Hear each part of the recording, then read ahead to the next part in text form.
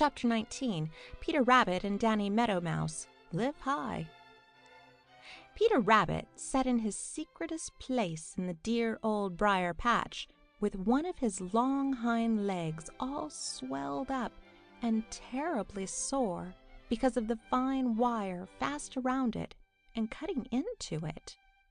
He could hear Farmer Brown's boy going around on the edge of the dear Old Briar patch and stopping every little while to do something. In spite of his pain, Peter was curious. Finally, he called Danny Meadow Mouse. "Danny, you are small and can keep out of sight easier than I can. Go as near as ever you dare to Farmer Brown's boy and find out what he's doing," said Peter Rabbit. So Danny Meadow Mouse crept out as near to Farmer Brown's boy as ever he dared, and studied to make out what Farmer Brown's boy was doing.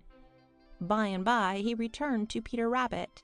"I don't know what he's doing, Peter, but he's putting something in every one of your private little paths leading into the briar patch from the Green Meadows." "Ha!" said Peter Rabbit. "There are little loops of that queer stuff you've got hanging to your leg, Peter," continued Danny Meadow Mouse. "Just so," said Peter Rabbit. "And he's put cabbage leaves and pieces of apple all around," said Danny.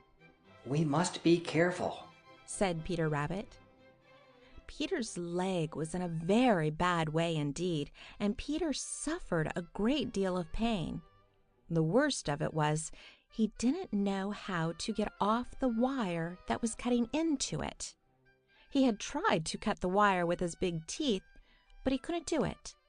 Danny Meadow Mouse had tried and tried to gnaw the wire, but it wasn't the least bit of use. But Danny wasn't easily discouraged, and he kept working and working at it. Once he thought he felt it slip a little. He said nothing, but kept right on working. Pretty soon he was sure it slipped. He went right on working harder than ever. By and by he had it so loose that he slipped it right off of Peter's leg, and Peter didn't know anything about it.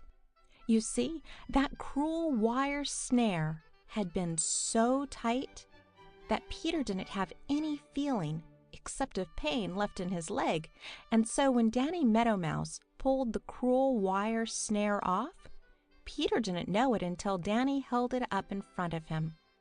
My, how thankful Peter was, and how he did thank Danny Meadow Mouse.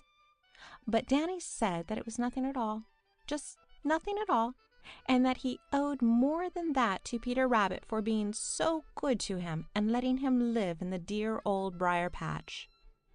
It was a long time before Peter could hop as he used to, but after the first day he managed to get around. He found that Farmer Brown's boy had spread those miserable wire snares in every one of his private little paths. But Peter knew what they were now. He showed Danny Meadow Mouse how he, because he was so small, could safely run about among the snares and steal all the cabbage leaves and apples which Farmer Brown's boy had put there for bait. Danny Meadow Mouse thought this great fun and a great joke on Farmer Brown's boy. So every day he stole the bait, and he and Peter Rabbit lived high while Peter's leg was getting well. And all the time Farmer Brown's boy wondered why he couldn't catch Peter Rabbit.